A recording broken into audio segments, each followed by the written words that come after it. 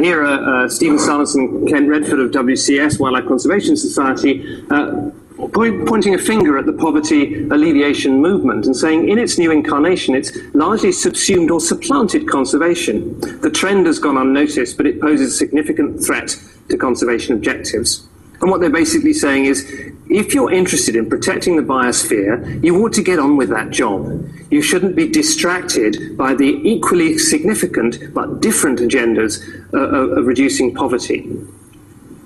At the same time, you've got two British social scientists here. Dilys Rowe works for the International Institute for Environment and Development in London, and Joe Elliott actually works for African Wildlife Foundation nowadays. But she's saying here, poor people should not pay the price for biodiversity protection.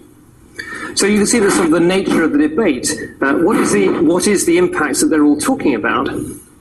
Well, it's about whether you can achieve a win-win solution, whether you can achieve economic growth which brings wealth in order to cut poverty without damaging biodiversity. And the argument is that if you want to protect biodiversity, you have to focus on that as a goal, but if you do that, you run the risk of hurting the poor, and you also run the risk of inconveniencing or reducing economic growth.